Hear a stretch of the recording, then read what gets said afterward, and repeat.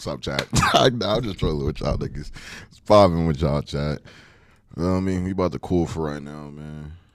I'm about to watch this fucking cop video because that's what I've been watching for the past couple hours. But I'm gonna safety lock those, and then you and I are gonna talk for a second. You know why we're here? Yeah, I think. Yeah. Okay.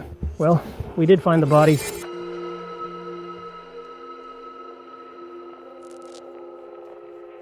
This is Peter and Elvira Allman, a married couple last seen in this CCTV footage walking back to their home before they disappeared. 24 hours later, the same couple were found, beaten, dead, and hidden inside a U-Haul truck. They're getting a new follower. With Thanks no for the clue follow, how Cinnamon. this gruesome double homicide happened, detectives are left to piece together the puzzle and find the killer. You murdered your parents. And he said, actually, yeah. I said, what are we talking about? He says I got two bodies. I said, what do you mean bodies? He says, I killed my parents. So he says that he was going to Milwaukee. His plan is to head in the direction of Milwaukee and then turn around and go back south. That way you guys think he's going north. Be advised, we do have a caller on the line. He said that Max is standing on the backside of his house.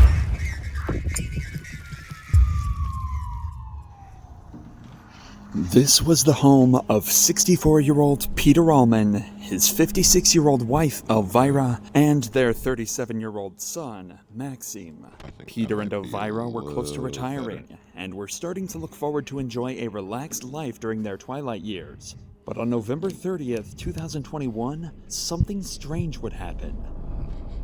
Peter wouldn't show up for work.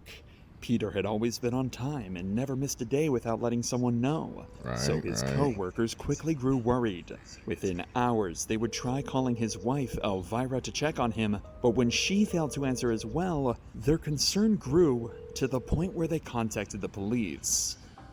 The very same day, officers would be dispatched to the family's house for a welfare check, but when they knocked on the door, no one would answer. Worried for their health, police would break into the home only to discover an even bigger mystery. Everyone was gone. It was as if the entire family had vanished. Inside the house, officers found no signs of a struggle. The rooms were tidy and nothing immediately pointed to foul play, except for one particular detail. A white, powdery substance was scattered in all of the rooms. While strange, it wasn't enough to offer any clear answers. This discovery would escalate this from a missing persons case to a murder investigation. Detectives quickly reached out to the neighbors in the area, hoping to gather information about the family's routines, or whether anyone had heard about them, planning to leave for a trip, and that's when they'd find something interesting. One of the neighbors had a CCTV camera pointed at the approximate direction of Peter's house, and a recording from earlier that morning would reveal something disturbing. 3 unidentified men were seen carrying a large wooden box and a freezer out of the Allman home and into a U-Haul truck parked outside sometime between 3 and 4 a.m. This discovery raised more questions than answers. Who were these people? And what are they moving at 3 in the morning?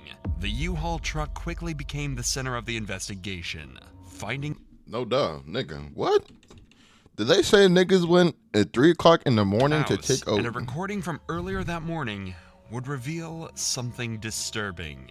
3 unidentified men were seen carrying a large wooden box and a 3 unidentified niggas carried a big-ass wooden box and a U-Haul truck at 3 in the morning. You know you up to something, nigga. What the fuck? You know you up to something.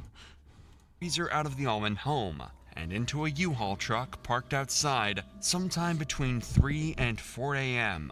This discovery raised more questions than answers. Who were these people? And what are they moving at 3 in the morning? The U-Haul truck quickly became the center of the investigation. Finding it was crucial. Everything hinged on locating that truck. Over the following hours, detectives began checking all U-Haul facilities in the area, hoping to find a model matching the one on the CCTV. Police would use cadaver dogs, specially trained canines able to smell and identify. I've never heard of a cadaver dog. Police would use cadaver dogs, specially trained canines able to smell and identify dead human bodies to check the trucks they were searching. So a cadaver dog. I might be saying this shit completely fucking wrong. A CCTV. Cadaver dog. Police would use cadaver dogs, specially trained canines able to smell and identify dead human bodies to check the trucks they were searching. Okay, so a canine and a canine and a cadaver dog is two different dogs for cop uses. Okay, now I know that. On the next day, December 1st, one U-Haul truck parked outside of one of these facilities would alert one of their dogs. What does it mean to provide medical care without borders? I don't give a fuck about this damn medical commercial, nigga. This alone was enough for a search warrant, and officers now had full access to break and enter into the U-Haul. Upon opening the truck, the detectives would make a gruesome discovery. Don't tell me they left the body in the U-Haul truck, bro. Is niggas retarded? Nigga, you did. Both brutally beaten. Peter was found inside the wooden box, and Elvira inside the freezer. However, one person was still missing. Their 37-year-old son, Maxim Parnov. With two dead parents, their son missing, and an empty house. Pause.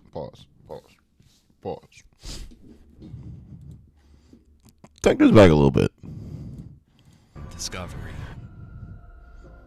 Two bodies, both brutally.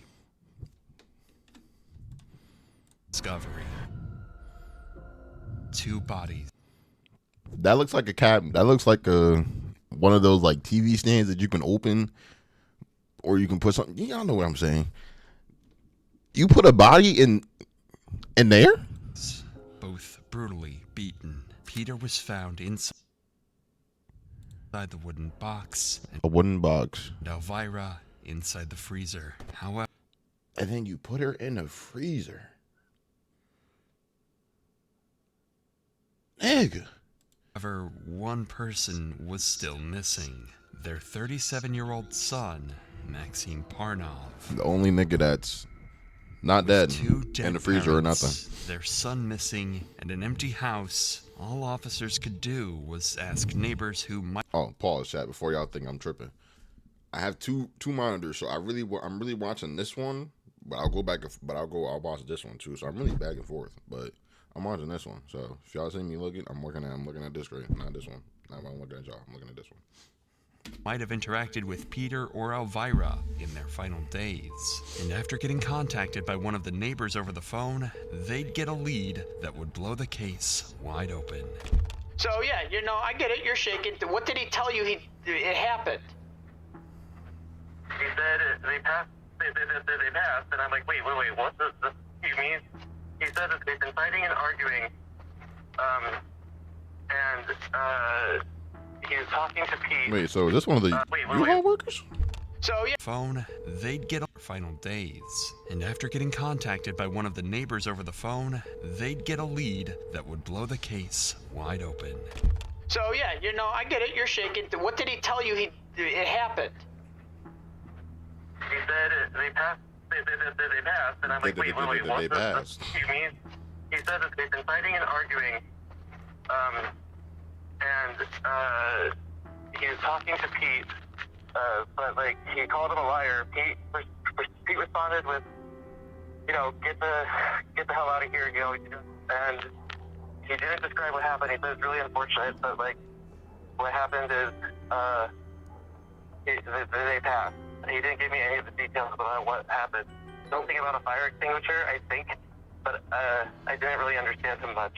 Piecing together the statement from this individual, it is apparent that some sort of argument happened between Maxim and his parents before their disappearance. But what detectives hear next would set off a manhunt. Maxim and his parents. Why this nigga chin so sharp? Why this nigga chin smash sharp? Crimson chin looking ass. Oh, but the hairline is fucked. Fucked. Look at your ears, my nigga. What the fuck? This nigga looked like a weirdo. Like, no bullshit. Before their disappearance. But what detectives hear next would set off a manhunt to trace Maxim down before he could slip away from their grasp. I completely understand. So he says that he was going to Milwaukee. His plan is to head in the direction of Milwaukee, to stop at like gas stations or whatever, buy prepaid debit cards for like $1,000 each, and then turn around and go back south. That way you guys think he's going north. Okay, and how's he gonna get those prepaid debit cards? He's running the dead dad's card. Okay. There's the checkbook and the dead dad's card. The checkbook and the dead dad's card, you said, right?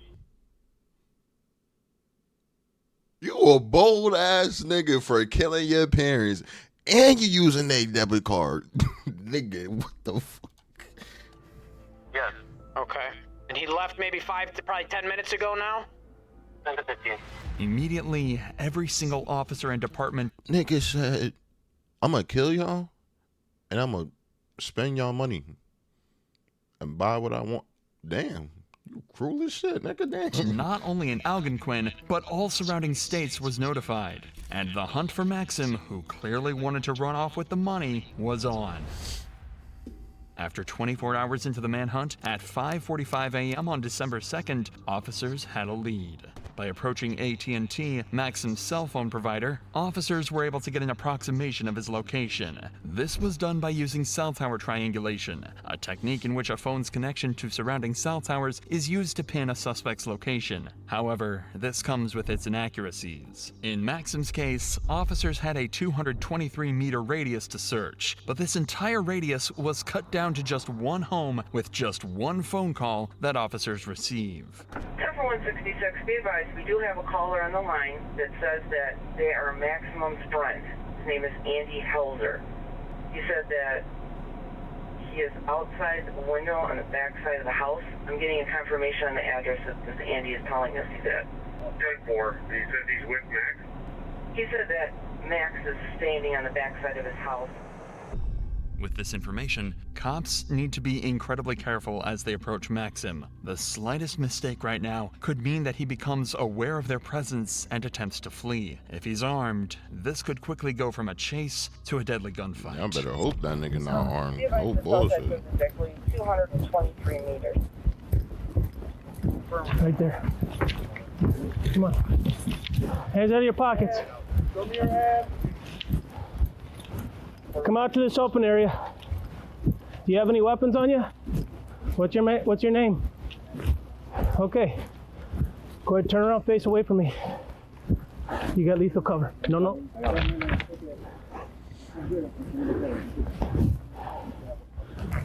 90-degree offset. Right there. Go ahead and put your hands behind your back. Come on, relax. Nothing's gonna happen to you if you don't do anything to me. I know. I'm not gonna do anything. I'm not. Max would refuse to say anything, so they take him to the station. Unfortunately, this meant that there were still too many unanswered questions after his arrest. Officers do not know what happened that led to Elvira and Peter's murder, and most importantly, why he would ever want to kill his own parents. But this didn't mean an end to the leads that police could gather, because soon enough, anonymous witnesses came out on their own accord in order to tell their sides of the story. The first witness was one of Maxim's neighbors, who claimed to have an audio recording of Maxim from November 29th, just a day before Peter and Elvira's disappearance. You previously told me that on your cell phone you have a recording of what happened on the 29th. Whose voices are we going to hear? You'll hear my voice, Raymondo's voice, and Max's voice. All right, why don't we go ahead? Chat, that lets you know niggas really be niggas be listening and niggas just be waiting for something to happen. Cause what, nigga? You got the recording. Play what you have there on your phone. Before listening to this audio, keep in mind the fact that Maxim had a well-known reputation in his neighborhood for doing anything to earn money. After all, he was an immigrant from That nigga gay. All right, my fault. Russia, and there were very few jobs he could work, which is why this audio would reveal one of his shady sources of income. Okay, Dad, look. I'm gonna just go. What the fuck do you think? Like, you think I came here to fucking tell you a fucking story? Here's the fucking, look it up. Here's a $5,000 watch. It's a $7,800 watch. Where the fuck would I get this from? I got there, man. From working? I'm trying to get help of a friend because I can't lift something by myself. Okay, and I need to do it just like that's it. Lord, I did not. And if I try to do it myself, it's like I'm gonna, and I need someone to help me. And then also driving the car and dropping it off. It's like I need someone to help me follow with another car, and then wherever we're going, we'll figure it out. Into the fucking lake. I know you don't understand. You might think I'm like whatever. Here's the thing, right? I'm not. It's not. Here's the thing. It's help us help you. Right. So like, speak for yourself. I can only take so much information at once. Right. Okay. Because like, you know what I mean? Like, right. That's a heavy load to drop on somebody. It is. It is. You got to process. Heavy load. Yep. Heavy load. It is. As far as I'll give you both the watches. I don't. That's $1,200. That's $12,000. And pawn it by someone else. Go through somebody else's name or whatever. That's $12,000. I'll give you 3 watches. That's $17,000. Throughout the course of the officer's investigation, it was never really clarified where Maxim got his hands on expensive watches like the 3 he mentions here. Whoa. Oh, okay. Illustrative purposes. My fault. I was really about to say, nigga over here got watches over watches. Even the men he is trying to sell to sound suspicious of where exactly these were obtained from and don't budge easily. This is why Maxim becomes increasingly aggressive. In fact, his cathartic behavior only takes a turn for the worse from here on out as he begins to randomly talk about his mother, Elvira. Cathartic behavior only... Chat, we peeped how there was this picture, right? And then when the Keep in mind the fact that Maxim had a well-known Before listening to this audio, keep in mind the fact that Maxim... That ain't the same nigga. The chin not sharp. The ear not fucked up. The ear not fucked up. This is not the same nigga, bro. There's no way.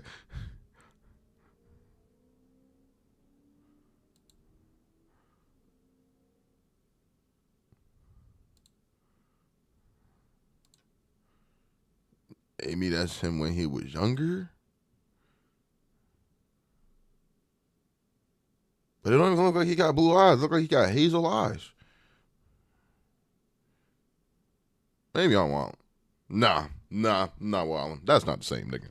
In fact, his cathartic behavior only takes a turn for the worse from here on out as he begins to randomly talk about his mother, Elvira. But here's the thing. I've been living this for my whole entire life with her. And she killed my dad. She's the reason why my dad died. This is social survival of the I'm not gonna lie. Bay boy tweaking. Bay boy tweaking. The snake is Although Elvira was Maxim's biological mom, Peter was his stepdad. Maxim's real father committed suicide early on in Max's life, something that he's clearly blaming his mother for. Not for the first time, and certainly not for the last. And then dropping me on the head when I was a baby, she did that on purpose. Poisoning my dog, she did that on purpose. Nonchalantly with fucking emotion. Nigga. Did this nigga say she purposely dropped this nigga on his head? And certainly not for the last. And then dropping me on the head when I was a baby, I'm gonna keep it a bean. You gotta be a real fucked up nigga or a baby to get purposely dropped on your fucking head, nigga. Really? Yeah. Drop. What the fuck? Why the fuck? She did that on purpose. Poisoning my dog, she did that on purpose. Nonchalantly with fucking emotion. Like when I tried to Where the fuck did dogs come from? Where the fuck did dogs come from? apologize and try to love her, and she like threatens to fucking call the cops on me, which would initially like get me sent off to jail for years and years and possibly deported. And I told her that, like, no remorse, just like, Is and it's like, why? Is he not illegal in the States? He said deported? Is he not legal in the States? With me, I'm trying to do good. Like I know I smoke or whatever, but it's like, no, dude, like I just got this new job shit that I've been like, I'm gonna be ex-golf fucking bar manager going up to be general manager, and they've been doing this to me like, oh, we'll help you out. No, we don't have any money, and blaming me and shit like, you mother, like you fucking piece of shit. You're 36 years old, and it's like, dude, I'm fucking dealing with health and mental issues, and I've like just got on medications, new ones, and it's like all this is like coming to a new life, and it's like, and they this just culminated to that. And here's the thing: I'm being God honest. I'm not trying to spin this. Like, I'm out there telling the truth. Piecing together Maxim's mental breakdown, officers were able to get a rough understanding of his situation. Maxim was a man going through a midlife crisis because of financial issues. To make things worse, he held extreme suspicions against his parents, constantly believing that they had it out for him and his dogs. This was only fueled by their refusal to give him money whenever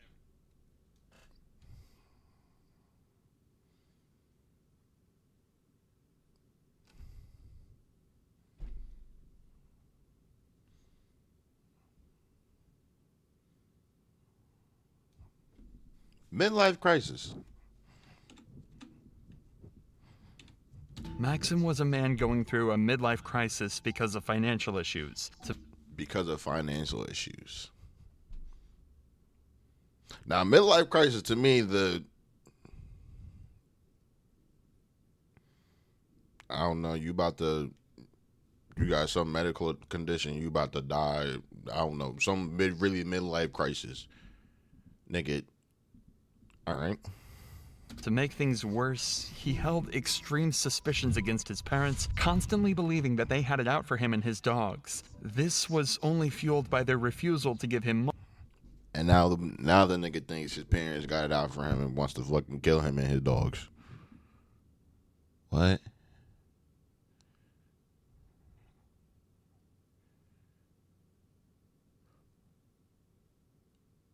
He's definitely mental? Like, he definitely has something going on with him mentally. Unless your parents had something mentally wrong with them.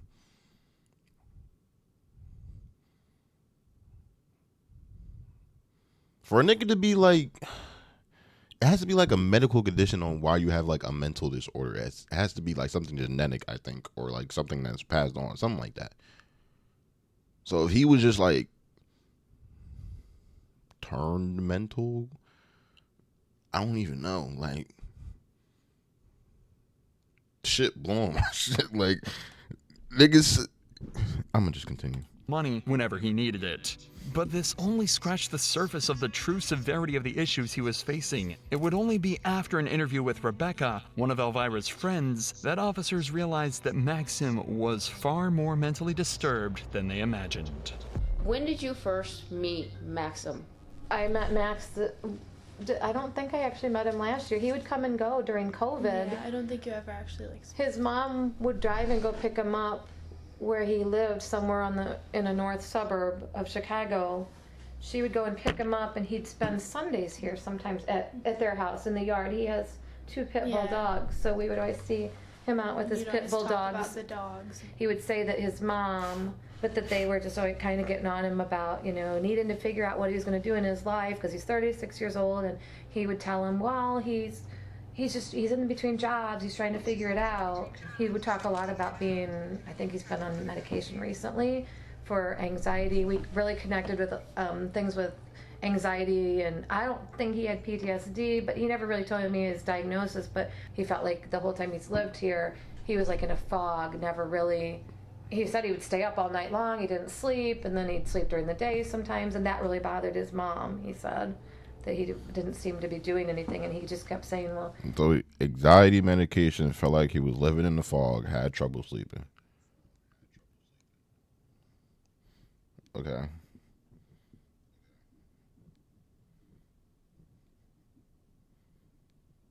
Okay. He kept trying to explain to them he was in between jobs and trying to figure out what he wanted to do. He said he was Why does it keep... bullied a lot as a kid. I know that was a conversation we had recently, that he was picked on a lot in school. Did he say what for? Okay. He did not. He's talking about, he always wanted to help kids that went through things that he felt like he could connect with. Officers now slowly begin to understand the motives behind Maxim's actions. A traumatized child who is at odds with his mother for the side of his biological father, and barely accepting of his stepfather, Peter. To make things worse, he was broke, and when he felt like he needed his parents the most, they weren't there for him. It was so great catching up. We have to get together again soon. Yes. I'll call you this week, okay? Great. I'll see you. Bye. Wow. But there is only one question that officers are left with in this entire case, and the one that is the most important. What happened on November 30th? What could have been so severe that it triggered Maxim to commit a double homicide? One of his own parents at that. There must have been some kind of catalyst that pushed Maxim to the absolute brink. And the only one who could answer this question was one of Maxim's friends, who would now provide the most crucial testimony in this entire case. The reason why we're here is you got in contact with one of my supervisors, Sergeant Cooney, last night, and that was in reference to a conversation that you had with someone. Can you kind of take me back and tell me what that was all about? Yeah, so I was enjoying my evening as you know, normal. I just gotten off work about 2 hours before, and I got back here, and I was actually expecting another friend to come visit me, and my buzzer rang, so I assumed it was them, so I buzzed them in, and in came Maxim Parnov, and you know, he had shown up before unannounced, but like it had been a few weeks. Okay. So he came by, and he seemed. I was like, "Hi, how are you? Like, what brings you here?" And he's like, "Yeah, hey, do you? I think I need a place to stay. Do you know anyone that like could needs a roommate?" And I'm like, "What happened?" Because I knew that he had been living with his parents out in Algonquin. Mm-hmm. And he's like, "I don't really want to talk about it." I'm like, "Okay." I'm like. And you know, we keep talking, and like he seems off, so I start to pry. Sure. And as we're talking, I'm like, did you upset your parents? Like, what did they throw you out? Like, what happened? And he's talking about how they were starting to have strained relations, and he didn't want to get into too much detail about it. Eventually, he mentions the fact that was like he claimed that his mom was poisoning his dogs. Okay. Which I was like, that's bizarre. Like, I've never heard of anyone moving out because of that. But Exactly. okay. Anyway. This statement is consistent with the one he made when trying to sell the watches. He firmly believed that Elvira wanted to kill his dogs after robbing him of his father. And then he starts talking about how him and his stepdad got into it. He said that his stepdad doesn't always tell him things that are 100% true. His stepdad blew up. Said like, you know, why are you calling me a liar in my own home? And threw him out. And then he said, he's like, yeah, you know, it kind of really me for this job that I've got, this new job that I have, and I kind of already screwed that one up. I don't really think that's gonna work out. He's like, but I was thinking about like tying them up and like scaring the hell out of them or something. And at this point, I'm like, wait, what? Mm-hmm. And I'm like, you can't hold your parents hostage, man. I thought it was just like some silly comment or something. Right. And he's like, yeah, that's what I was originally probably gonna do, and unfortunately it passed. And I was like, what? See, that's that mental shit. That's the mental shit. Niggas don't really be peeping what they saying. When they got shit like that going on, niggas really don't peep what they say for real. Yeah, they're no longer with us, and I'm like, you murdered your parents. He said he didn't want to say that word, but he said, actually, yeah. And okay. When you were talking to him, what day was this? You guys found him Wednesday, because right after I asked if he had murdered his parents, and he didn't say no. I Googled Algonquin News. Right. And lo and behold, there's his Facebook picture plastered all over the internet, and I'm like, oh my god. And like my jaw hits the floor, and honestly, I don't pick it up until he leaves. Sure. Like and he's asking me questions like, do you know anyone that's trying to sell like a cheap car, or like anyone that like, you know, or somewhere I could sell my car? And I'm like, what? I don't know how to compute at this moment. Like, sure. Like, no, it's not a normal situation. That nigga. He told me. That nigga knew he was fucked. That nigga knew he fucked up. He knew he was done. He said, "Where can I sell my car? Where can I go get a car? Where can I go find a cheap car?" Nigga was. He knew he was done. Oh shit! Something in my heart.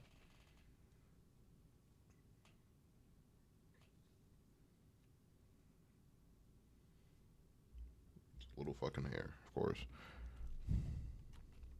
Several times he's like, "Don't worry, no one's tracking me. I don't have my phone with me. I don't have my phone." I'm like, that's not even like the least of my concerns. Like, there's somebody who murdered another person in my room.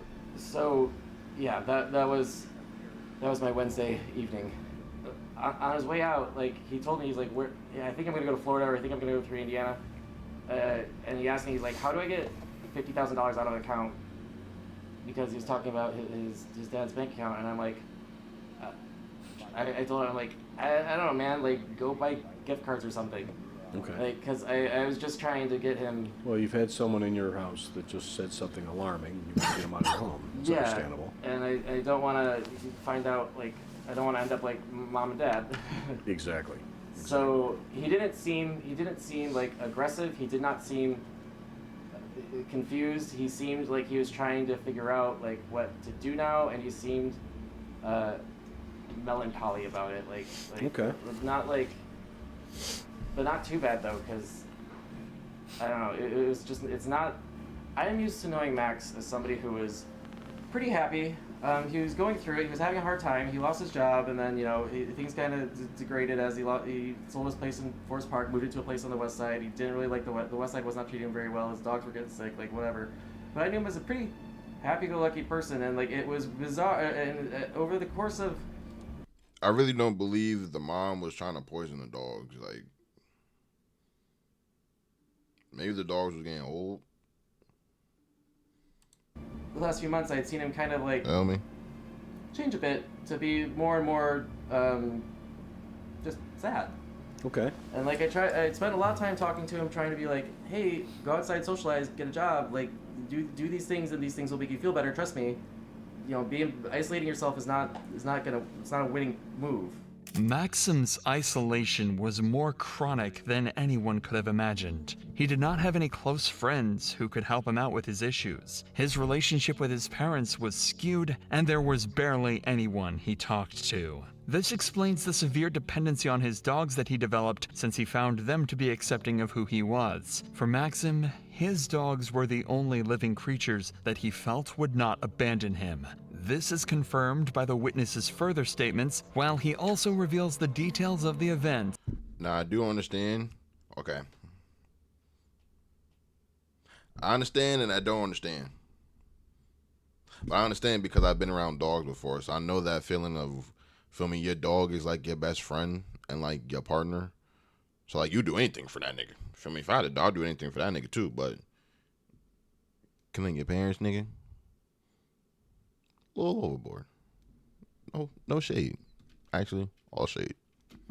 Leading up to the murder. I mean, on his way out, like the last thing he said to me was, he said like, "I just needed somebody to love me," and then like, I'm bad. That was kind of the last, and then I was like, "Bye," and would that be a normal thing for him to say to you, or? He was starting to get emotional about like what he had done. Was there anything that he said that led you to believe that there was a way that he had?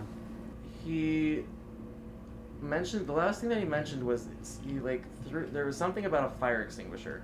Okay. I could not understand him very well because he was starting to get upset. But he was talking about there's something involving a fire extinguisher, and like the dad threw a card and was like, "Clean it up" or something, and then something happened and now they're dead.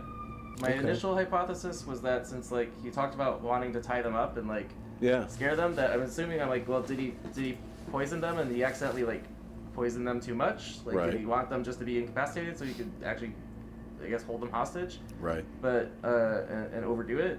But like I don't. That's really all I thought. I mean, I have no idea what happened to them. Okay. And as far as like the fire extinguisher, and nigga was he tweaking. It was like that happened, and then they were dead. Did he like say that was like a tipping point, or did he say why the fire extinguisher was used or anything like that? No. He got into an argument, and then I can't really understand very well. Okay. And then he talks about the fire extinguisher, and then The nigga hit the bitch in the head with the fire extinguisher. At this point, like, who brings up a fire extinguisher, my nigga? he would not tell me anything. Okay, didn't give any specific? Okay. Although officers do not know the exact details of the argument, this is still a large breakthrough. An autopsy report of the bodies confirmed that the two died not because of poisoning, but due to blunt force trauma from a solid. What I just say? Right on the head. Like, the nigga smacked the shit out of his parents with a fire extinguisher. Object. It is highly likely that the fire extinguisher that the witness mentioned was the weapon, as this was also consistent with the white powder that the officers found lying around. Oh. So I was wrong earlier too. Nigga, I said that shit was flour, nigga. I said that shit was flour. That is the fire extinguishing shit. That he panicked and called in the landscapers to help him dispose of the bodies. Police began to fear that they could have been accomplices in the crime, and soon enough, one of them was brought in for an interview. This is Detective Taylor. Today's date is December 3rd. Time is Friday. Cause niggas is about to piss me off. Niggas is about to piss me off. Your bald head ass. Listen to the nigga and move the body. I wasn't answering the phone. Approximately 5:26 p.m. Okay, so I wanted to start. So the reason I wanted to talk to you was about you guys helping load up a U-Haul vehicle. Yes, Okay. Can you kind of tell me, kind of start from the beginning, how that came about? Okay. I was taking a check for one of my clients or customer. I have the customer for years. His name is Ben. I can't remember the last name. But he lives over there in, where's that? Fox River. Yeah. Fox River? Okay. Right there. So I go in and I go knock the door and his wife answered the door and she said that he was sick. I'm at the door. She said she was sick, and he told me to go grab the body. She gets him from the basement, and he makes me a check that he owed me for some work that I did for him, on the house in Elgin. So by the time I come out, it was a guy talking to what's his name, Cesar, but he doesn't speak English. So he comes to me and he said, "Oh, he said, what's his name?" And then he said, "My sister." Basement. And I said, "Okay, yeah." I say I can help you because I should get an operation done. I said, and I'm not strong. I'm not supposed to leave anything. He goes, "Well, get somebody. Get 4 guys. I pay extra." I said, "Okay." From what police know, Maxim hired a total of 3 landscapers to help him move what seemed like normal furniture. Ding, dong, and dingish are all 3 dumb, dumb, and dumber. I said dumb, dumb, and dumber. Dumb, dumber, and dumbest is what I should have said. That's what these 3 niggas is. Into the truck. Unbeknownst to these innocent men, they were covering up the corpses of a double homicide. And I go, "What the hell you got there?" I say, "Oh, I got some meat. I got some meat there, so I had to move it." I said, "Okay." I gotta take it to the storage. I said, "Okay." He goes, "Just this," and there was a couch, a black couch, like a leather couch or something, black. So he moved too.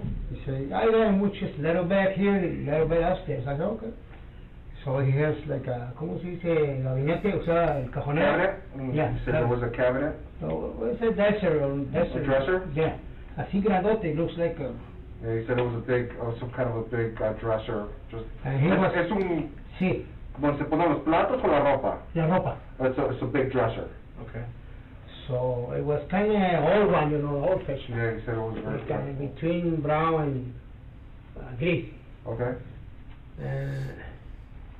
So I kind of figured out what the hell's going on because he had tape around with a plastic cover too. He said, I said, "Well," and I said, "What you got there? It's too heavy, I was going to say take the fucking doors out, Yeah. so they will be lighter, So he said, no, I got things there.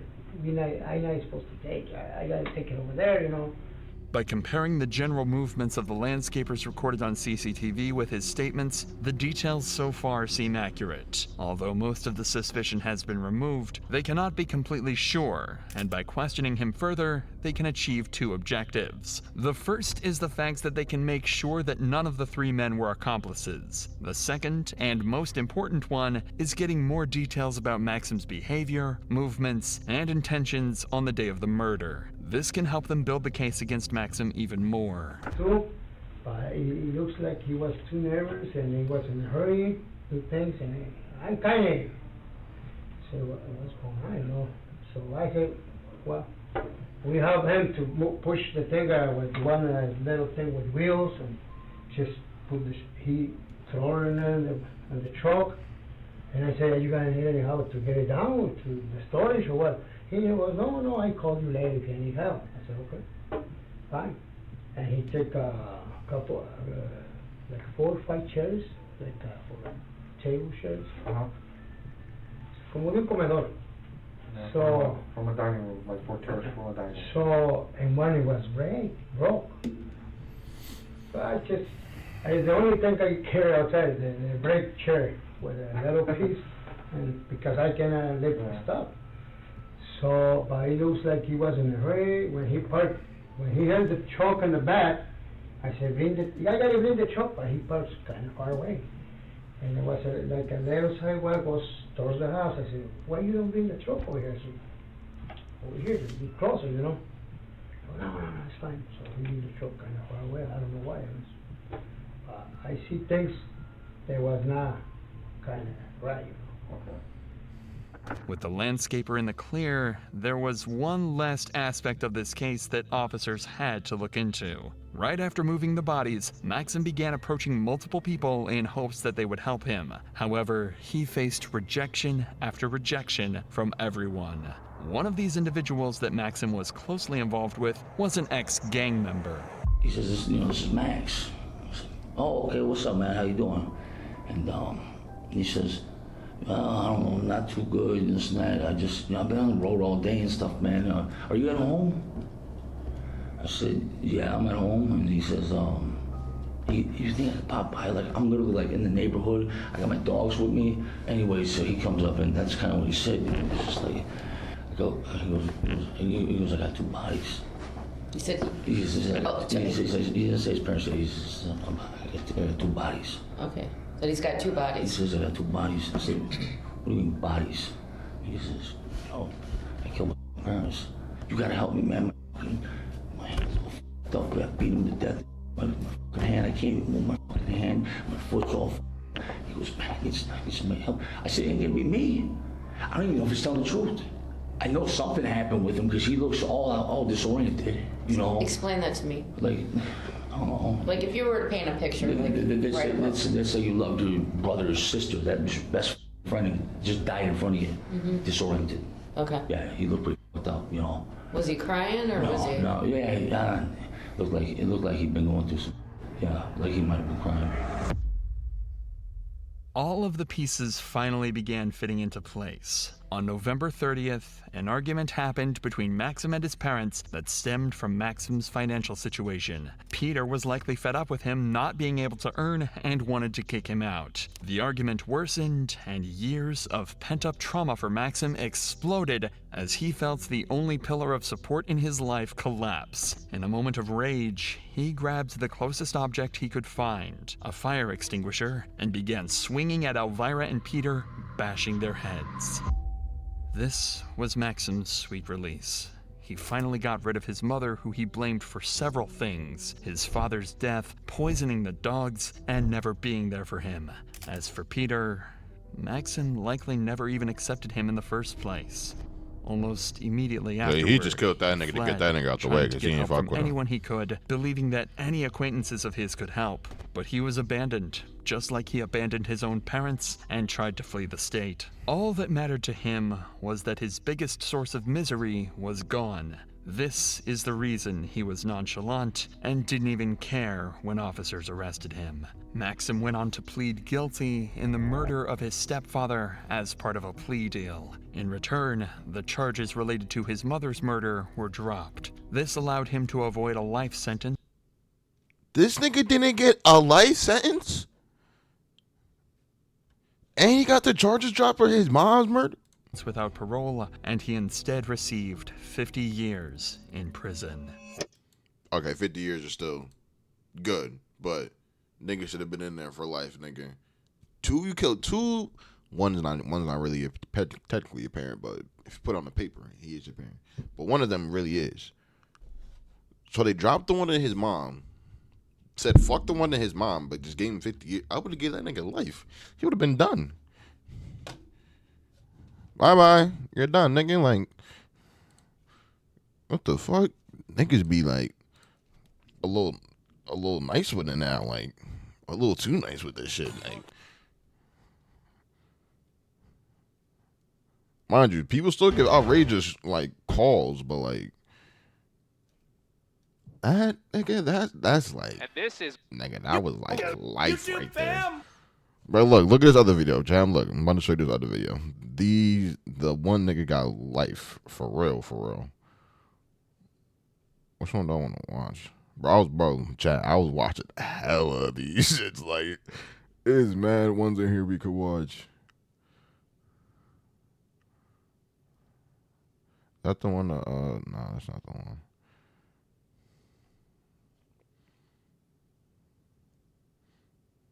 Look, Jay, you about to watch this one. I'm Tyler Duncan. I'm with Anderson Y'all County gonna be Sheriff's like, what the Office. fuck? This is Steve. How you doing? This is Ross Velarde, and for the last 8 years, he and his wife Amy have been living with a terrifying secret that these detectives are about to expose. I got assigned the case about the homicide that happened in Pendleton in 2015. We'd like to talk to you.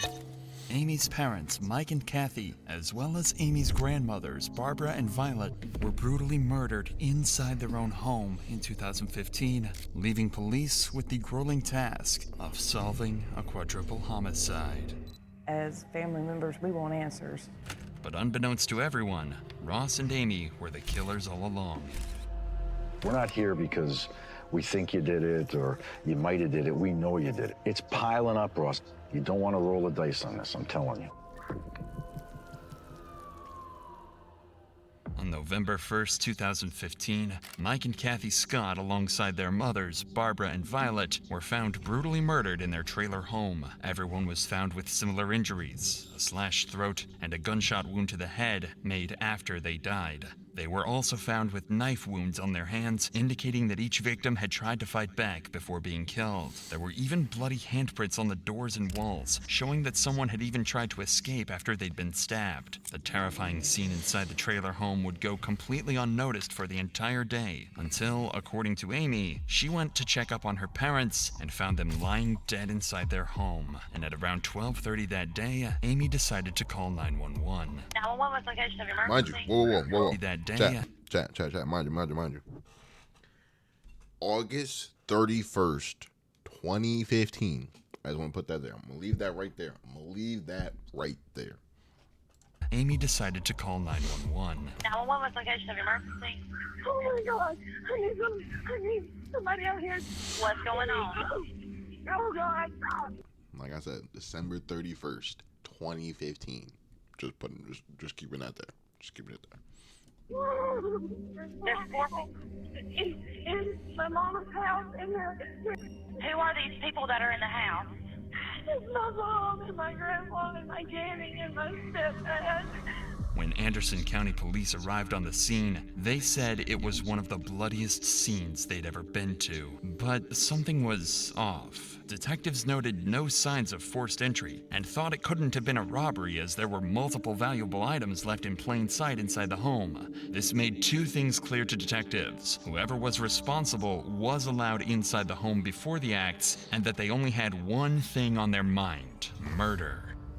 It seemed like this case had to have been committed by someone close to Mike and Kathy, but with insufficient evidence, the case slowly went cold, allowing Amy and Ross to get back on the streets and live their normal lives again for years to come. But police always had their suspicions about this case, and were never comfortable letting it stagnate. Amy's Facebook page showed that she constantly had fights with Kathy and Mike over her children, often calling them narcissistic, emotionally abusive, and disrespectful. What's most disturbing was a video of Ross and Kathy's fighting found on Amy's page, where Ross says something that would come back to haunt him forever. Why don't you have Grandma come out here real quick? I don't think your grandma wants to deal with this trash. Show you, stop. Yep, okay. In addition to this eerie statement from Ross, police found something that seems damning. They discovered a photo Mike had sent to a coworker just 2 days before his death, a couple of $100 bills. And inside Amy and Ross's trailer was a neatly organized stack of $100 bills, exactly the same serial numbers as Mike's. Keep that in mind too. Mind you, I already watched it. I'm letting y'all watch it. But I watched it and I got this shit already. But watch the minor details. Watch the minor details. At the time, this was all treated as circumstantial, but slowly more coincidences would begin to line up that gave police enough reason to suspect Amy and Ross as potential killers. So, in 2023, they reopened the case. Nearly a decade. 2023. They didn't open the case until niggas got away with murder for more than 12 years, nigga. Yeah, more than 12. Decade after the events that put an end to nearly an entire family. Detectives started by launching a series of interviews with Mike and Kathy's closest peers to try and get a better picture of Amy and Ross and see if they might have been responsible after all. They begin with Mike and Kathy's neighbor to learn about Amy's relationship with her mom and if he saw anything the day of the incident. With the daughter, got angry with her and kept the children from Kathy. So tell us about that. It seemed that they really tried to help Amy a lot. And Mike and Kathy, they really took care of the kids. And it broke Kathy and Mike's heart. She just really missed the kids, and the two older ladies that lived there, they were used to the kids coming in and out. You think Kathy was afraid at all of Amy and Ross? No, she never expressed that. But it was always the talk of the area that Mike would go to flea markets and he would get some kind of video games that he collected. There was a good resale market for them, and that he would buy any old jewelry that had some gold in it. It was always a rumor that he kept a lot of cash and gold stuff around. Not only did Mike collect jewelry and other rare memorabilia, but it was well known in the community that Mike always had a large sum of cash with him because he feared putting money into the banking system. This made Mike a large target, especially amongst those who knew him well. Nah, I don't blame him for the money shit, because I'm gonna keep it a bean.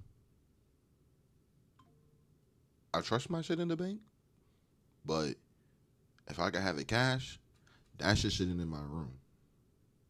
And I know motherfuckers not gonna touch it. I'm gonna beat the shit out of you if you try. Well. I think you've got to be one sick puppy and go in there and kill two helpless old women. The thoughts that somebody came in and killed those people, I still have nightmares about that. This tells detectives that the murder could have been done for financial reasons, especially since this fact wasn't a secret at all. Couple this with the fact that Mike's money was currently sitting safely inside Ross and Amy's safe at home. A picture is starting to form of what might have actually happened that night. But still, nothing is certain at all, and police next head to Roxy Voorhees, an ex-employee of Amy and Ross's, who worked at their pet grooming business during the months leading up to the crime. Roxy had spoken to Amy almost every day for months before the incident, so if anyone had some information to give, it'd be her.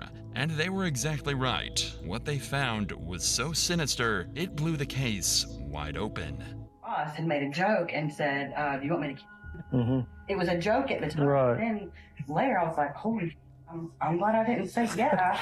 Amy, right? What was your job there?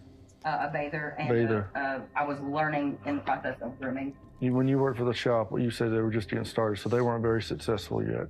They appeared that they were fine. Okay. But then I would hear arguments of them, and a lot of it was money related. When I started working for her, I seen Kathy and Mike at the grooming shop. I was in the back grooming, so I didn't hear everything that was going on, but it was something to do with money.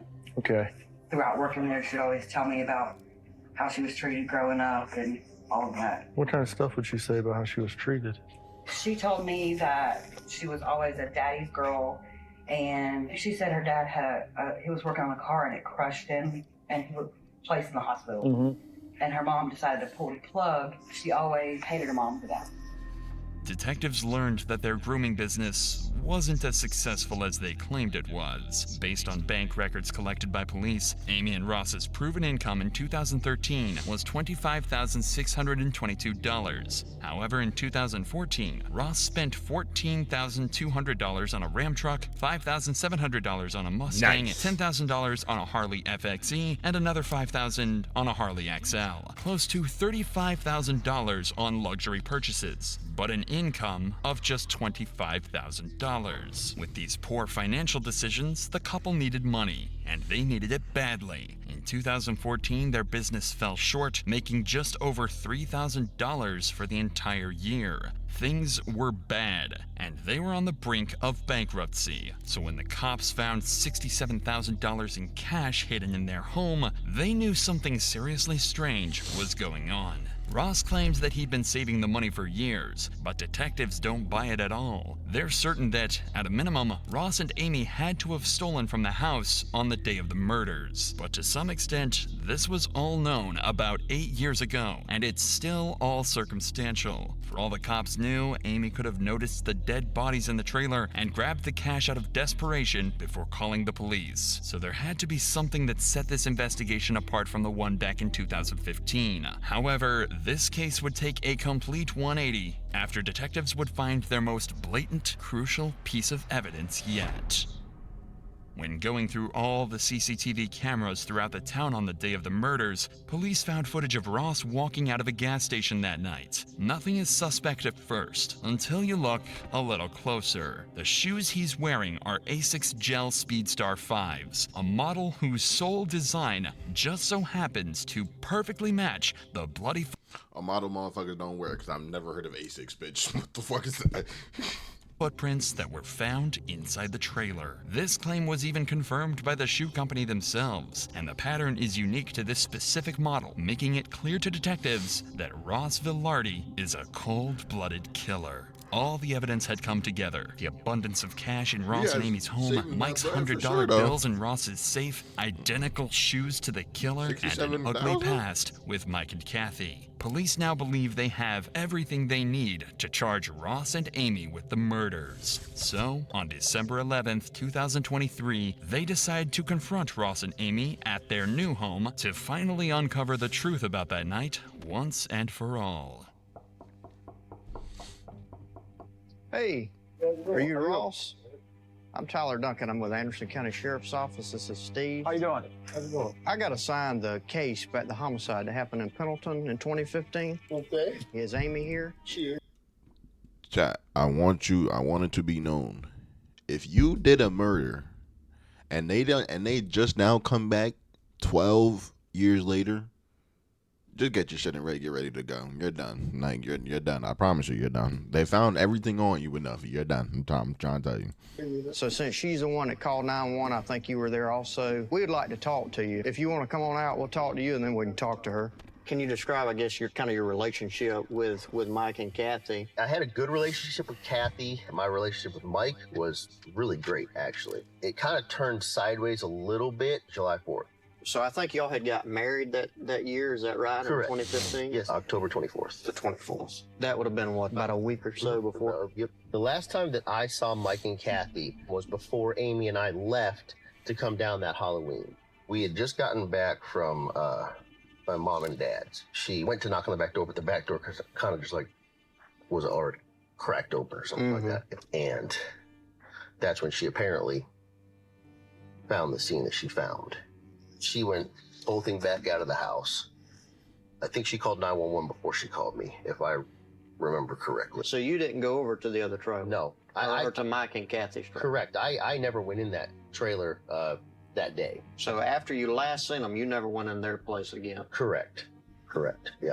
The detectives are baiting Ross into a trap, as they know based on the footprints that Ross did without a doubt step into the house on the night of the murders. Later on, they'll be able to confront Ross about these blatant lies in hopes they can shock him into a complete confession. There was a couple things that kind of were red flags, but I don't know if they have anything to do with this or not. Mike bought and sold a lot of items, and some of the people that he was buying from were pretty shady sometimes. So that's another kind of red flag that I had as I was trying to just replay like events leading up to the homicide. Should I have seen something? You're just starting out with this. What do you, if you were us, what would you do? What do you think happened there, Ross? He's the first gentleman that's asked me that. TV shows that I watch always say, follow the money. Fucked himself up. He's cooked, chat. What did he just say? That TV shows that I watch always say, follow the money. Now, why the fuck would you say that, nigga? You know you just took 67 bands from the nigga, and now these niggas already know you did it. Now you gotta act like, yeah, I ain't do that shit. Then you say, oh yeah, feel me, from the TV show, follow the money. Are you kidding? Now I'm not gonna tell you why he's fucked up or cooked. You're gonna watch why. And you find out where the real motives are. Ross is unknowingly digging himself into an even deeper hole. When the money is traced, it leads right back to his and Amy's pockets. But there's only so much Ross can do. The police aren't telling him that he's their main suspect, so all he can do is keep on lying, devastatingly unaware that they've already unraveled his entire scheme. They destroyed our business. From January to when this happened, Make it, ring girl, make it. you again. I made just shy of $100,000 with our mobile grooming business. As soon as this happened, that bitch says $27,000. With all the media coverage, all of that went away because of this. And you said you had a large amount of money in your single wide. Is that where the money came from? The money that was in our single wide in my safe, about $80,000. That was literally the savings between Amy and myself. The detectives know Ross is lying through his teeth, but for the sake of having a civil conversation with Amy, they'll hold off on confronting and accusing Ross until after their talk with Amy. Just shovel the bullshit out of that front seat right now so Amy can get in. Mm-hmm. He's the victim, you know. Oh, I got that very quickly. But follow the money. Follow the money. You could tell that he's... Yeah, I saw him. Follow the money. Fucking dumbass. And every time he's talking, he can't look at you in the face. I know. You got a tiger by the tail here, though, buddy. Don't think you don't. This is a career case, let me tell you. Your grandmother, and then obviously Mr. Scott and his mom. What do you remember? What can you help us with? Where should we look? Yeah, me and my therapist talk about that a lot. Obviously, you got to know finding people doesn't really leave you in the right state of mind. Can do things to you. Yes, ma'am. And then everything that ensued. I mean, honestly, I can barely remember the funerals. Ross, tell us a little bit about the relationship between, I guess y'all and the family. Something happened? We got into it around 4th of July or something with Mike, but he wasn't a nice person at all. Because I told my mom, look, I don't like it. My kids can't come over there until we straighten some stuff out. So at the time of the murders, you and your mom were back talking, everything was kind of getting patched up? Me and my mother was not a horrible person. She was prickly. She always hated her mom. So can you tell us a little bit about that weekend when were you gone, when you got home and you found the bodies, or what happened? He brought his mom, my mother-in-law, to do Halloween. We went down there, we spent the weekend. What day did y'all leave to go down? Friday night. Friday night. I drove myself quite crazy for about a couple of years there. And I've chosen to step away. And I know, I'm gonna rewind that for y'all. She says Friday night, right? Friday night? Friday night. Niggas left Sunday morning. Now, mind you, I ain't gonna say like she should have remembered. But like in that case, you kind of should have. Knowing what you did and what you took, you definitely kind of should have remembered Sunday morning. I drove myself quite crazy for about a couple of years there. And I've chosen to step away, and I've got to be healthy, and I've got kids, and I've got a life to live, and if somebody else dropped the ball on it, it's not on me anymore. Okay. Well, if we just ask Ross a couple more things and we'll be out of here. Now that Amy has been spoken to as well, detectives are ready to drop the ball on Ross and let him know that they don't suspect him of the murders. They know he did it. A couple more things and we're going to get out of here, okay? There was something that had come up. You remember owning a red pair of shoes? Red pair of shoes? ASIC Speedstar shoes. Don't recall. These ASIC Speedstar shoes. Yeah, okay, I remember those shoes. What happened to the shoes? That's a good question, because I have no idea. This is from crime scene photos, and these are confirmed to be ASIC Speedstar shoes. Okay. Inside, and they have blood droplets on them. And interestingly enough, you're at the Quick Trip wearing those shoes the night of the murders. Okay. So if you never went in the house, I'm just interested to know how they ended up in the house. I have no idea how those shoes would have had any kind of blood on them. I mean, obviously I was wearing them at a Quick Trip. Nigga, you're done. You're cut. Just like, they got your shoes. You already admitted those are your shoes. If you would have said, I never owned a pair of ASICs, man, you might have, just maybe not even a tiny bit, just a tiny bit. You probably would have let it slip. Then again, that's like a 98 out of 98 to 1 chance for him. On the 31st. Well, and they never found the clothes either. 98 to the detective. 1 for this nigga. For wearing. That hoodie? Mm-hmm. Let me think here. If y'all left. The hoodie right there? Yes, nigga, the hoodie right there. Nigga, like, he know he's cooked. Like, when niggas know they cooked, they start to get blank faces. They just be thinking like, in their head, I'm fucked. Nigga, I'm fucked. On Halloween afternoon, but you're on video there. The timeline doesn't add up. The fact that your shoes are inside of the house in blood, that's a big problem. Again, I don't know where the shoes are at the moment, and I don't remember whatever happened to those particular shoes. If something were to have happened that I had done, it would be stupid for me to wear them into the house and then wear them after that, right? Well, that's what I'm saying. They were never found. So it's almost like you got rid of them. I highly doubt I got rid of them then, but, I mean... Here's the bottom line, okay? Mm-hmm. So we know what happened, and we're about to prove it.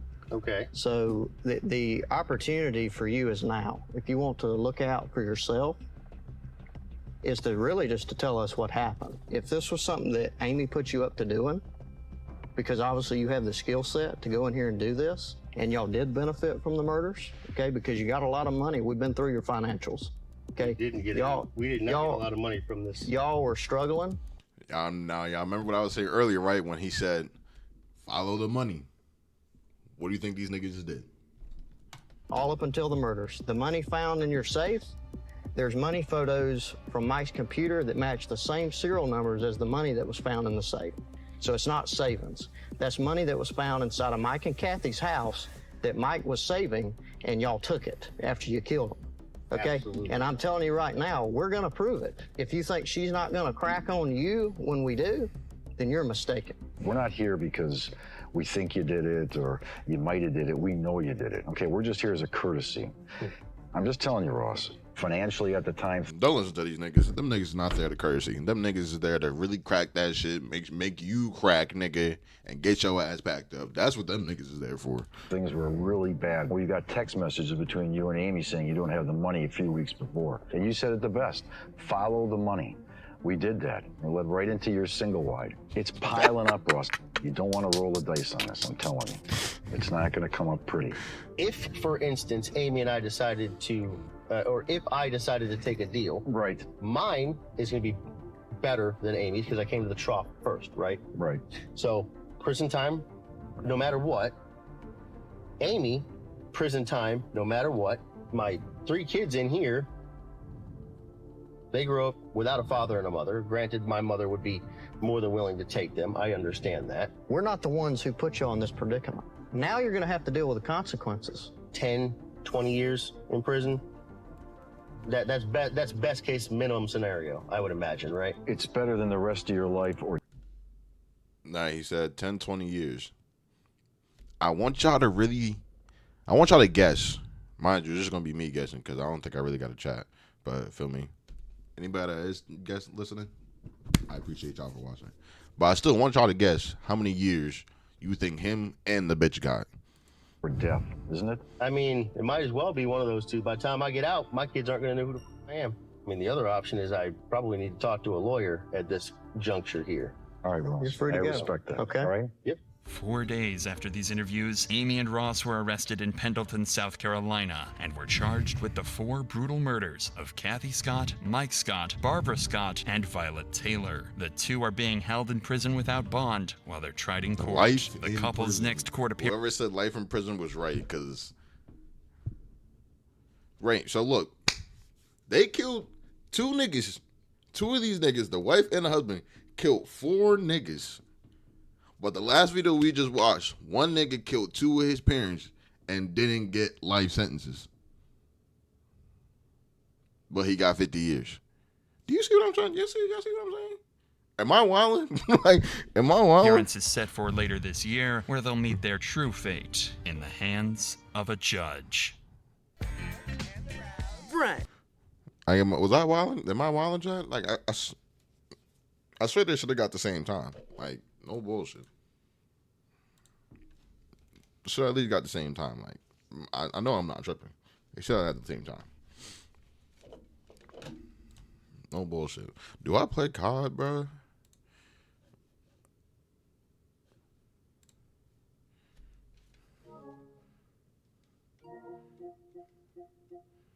I don't even know if I really play COD for real. Like,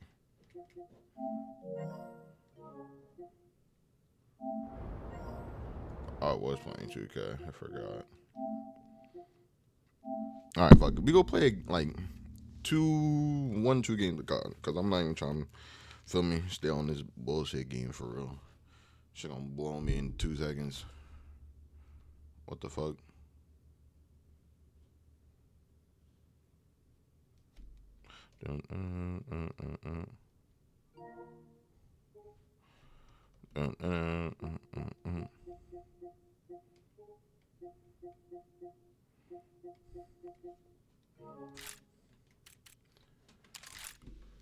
Play a smooth 1-2 games real quick. In this horrible game.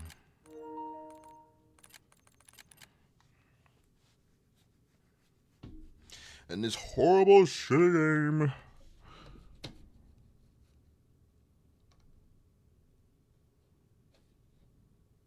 This horrible shit game.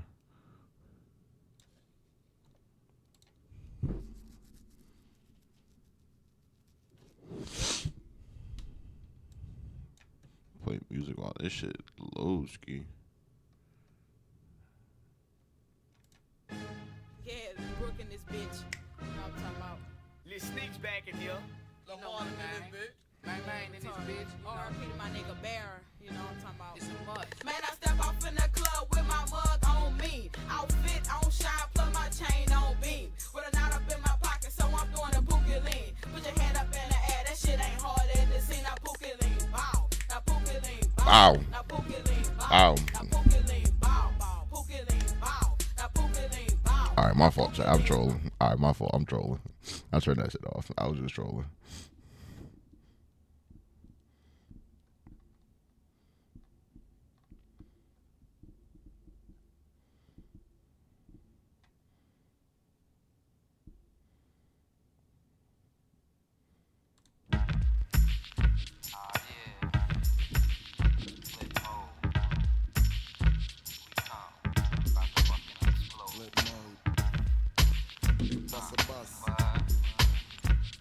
7.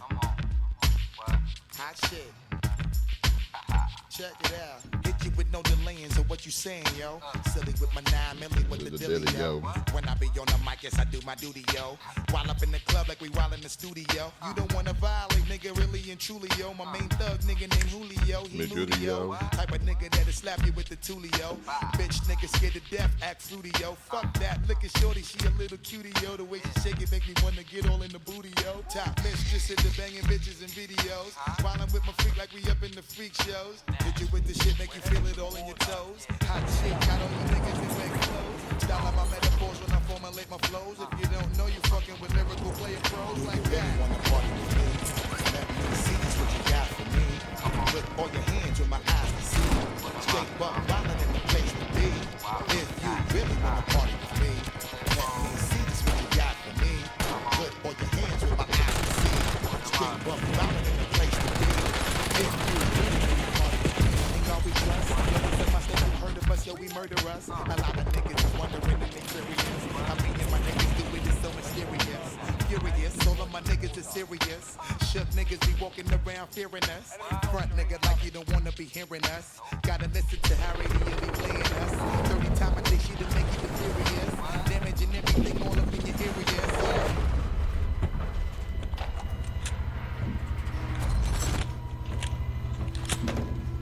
Alright, we're a little turned up now, chat. Lock in real quick. Well, let's see, cause shoot me. You know I'ma die in like 2 seconds. Or my thumbstick. And I just jumped mad early.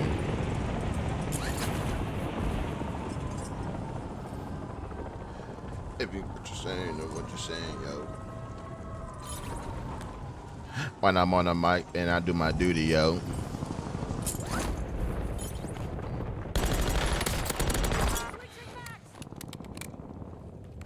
I love that. I'm dead.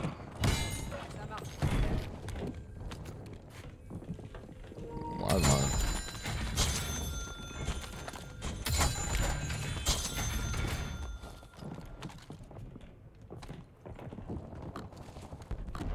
I know exactly where you are. You're on that fucking.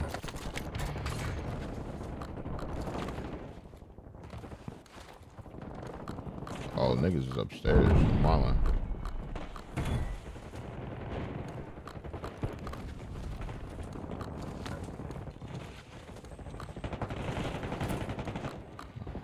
It's that great.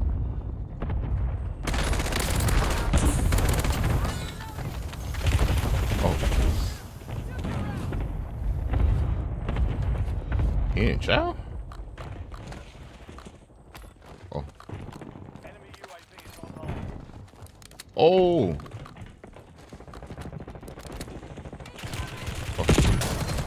I did not see, like, I'm on some ass shit.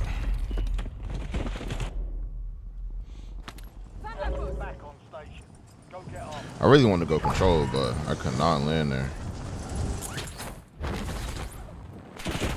Oh, what the fuck? I mean, you ass. There's no way you didn't finish me. No way he doesn't finish me, right, chat? Yep. Chasing me.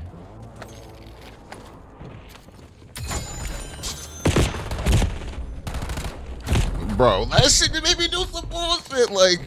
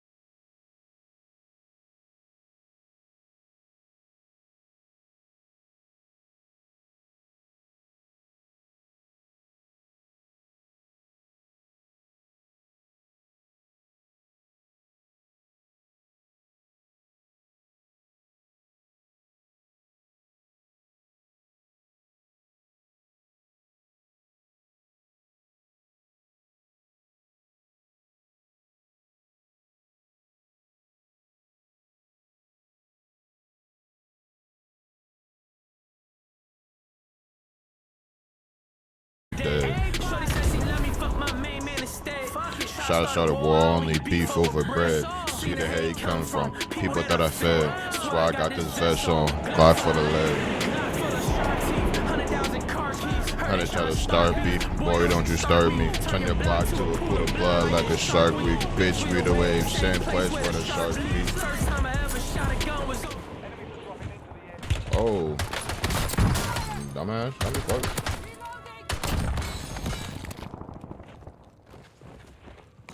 Oh, I'm dead again. I just see that nigga right there.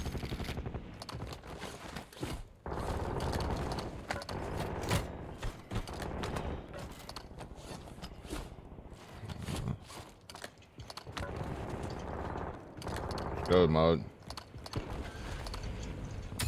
Am I home? Yeah, I'm on.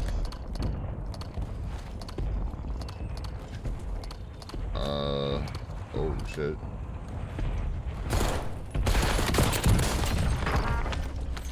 What happened? Alright, my fault, chat. That's, I mean, that's Han right there. Oh, I'm dead.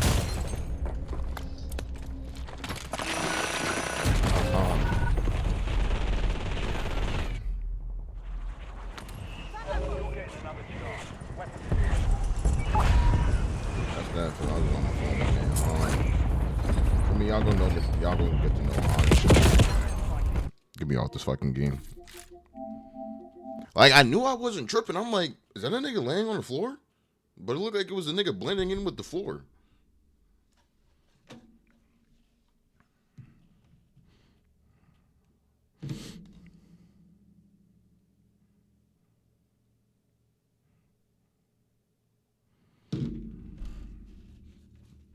Whatever. Tired of this bitch ass game anyway. I'm gonna play this shit in the morning. Chat, I think I'm gonna call it right there, chat.